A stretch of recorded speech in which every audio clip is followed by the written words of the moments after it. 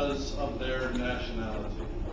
So we really do, in looking at the condition of the world today, see the term all evil soon to end as being kind of maybe a pipe dream.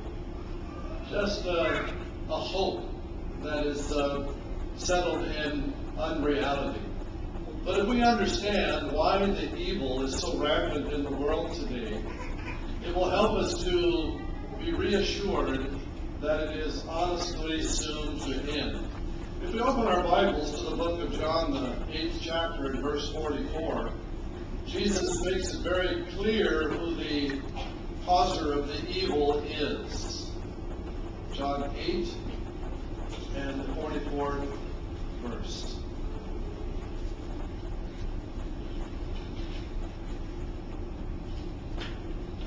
And here Jesus says, "You are from your father the devil, and you wish to do the desires of your father. That one was a manslayer when he began, and he did not stand fast in the truth, because the truth is not in him. When he speaks the lie, he speaks according to his own disposition, because he is a liar and the father of the lie." You notice there in the first part, it talks about doing the desires of their father. Now, the original desire of Satan was to have the worship of Jehovah to go to him. And then he built on that desire. And it's true that people today, they desire to do whatever it is that they want to do. They want to have their way, no matter what it may happen to be. And they'll do anything to accomplish it. To the point of scattering hundreds of thousands, millions even, of these landmines throughout the fields and the valleys of countries around the world, and hurting and maiming very innocent people, many of them being the youths. But it says that Satan was a manslayer from the beginning.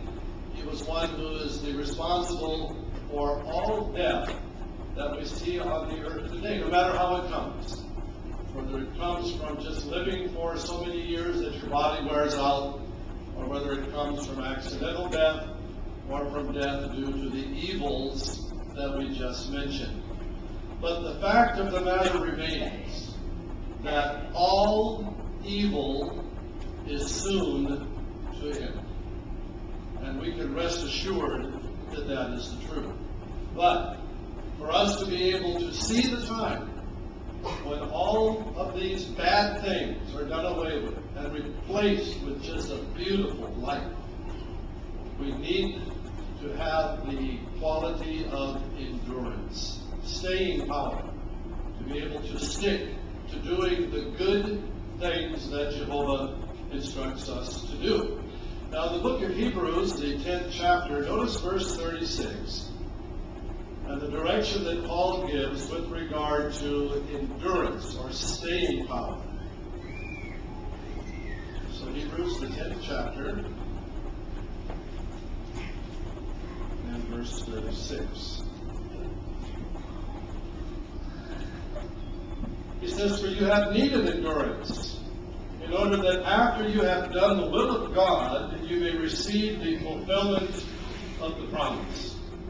So the will of God, of course, is to make his name known, to help people understand the truth about his kingdom, the only hope for suffering mankind, and to worship him acceptably. But you notice he said that prior to our receiving the fulfillment of the promise, that's that beautiful life, the way that Jehovah purposed it to be in the beginning, that we need to have the quality of endurance. Now, what does that mean? It means that there are going to be things that get in our way that might cause us to stop in doing the will of Jehovah God. There may be things that happen in the system of things, in the way that the world is progressing today, that would cause us to lose our desire to continue to serve Jehovah. And, that makes sense, because if you look around today, the wicked people and evil, they seem to be flourishing.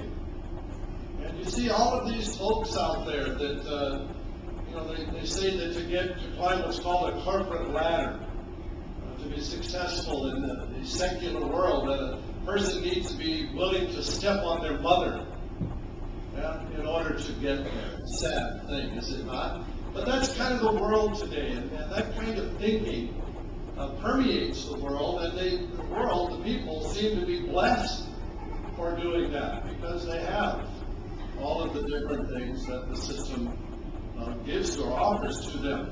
But the fact that it's getting worse is actually good news. Now you might wonder what I ate for lunch. To say that the worse things get, the happier we should get. Well, there is a reason for that. Psalm 92. Let's turn there together. Psalm 92 and verse 3. Now, it's not that we like bad things, but verse 7, 92 verse 7.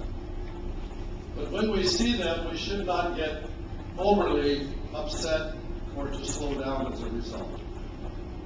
When the wicked ones sprout as the vegetation, and all the practicers of what is hurtful blossom forth, it is that they might be annihilated forever. So the wicked ones, or the evil ones, are making themselves very apparent by their attitudes, by their actions.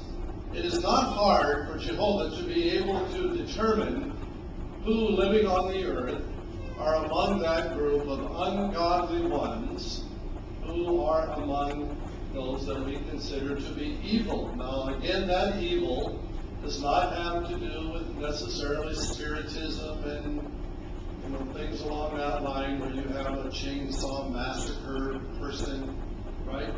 Those kinds of really bad evil. It's people that don't want to live according to Jehovah's rules and his requirements, his principles and precepts.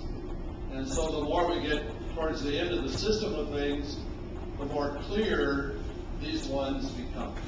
And so the more we see, then, again, we're not happy about it, but the better it is, because that means that their end is very, very close at hand. But we need to have endurance and develop this quality now, because we are not only already affected by the problems and the evils of the world, but we may in time be affected by them more personally than we are now. It might be that now the only evil that we see is at the gas pump. Right? And that's pretty nasty, putting the gas in your car. Or maybe the grocery store, things such as that, where prices make it very, very difficult for us to survive. That's a bad thing. That's an evil thing. But that affects everybody. And of course, there is a need for endurance in that. But what about when the bad happens to us personally? See, then it's different. So we may not have a child that picks up a landmine and has it blow up in their face. Right? We may not have a bunch of Hutus and Tutsis chasing us down the street with clubs tipped with huge nails, right? Threatening our very life. But we do have things that do affect us, such as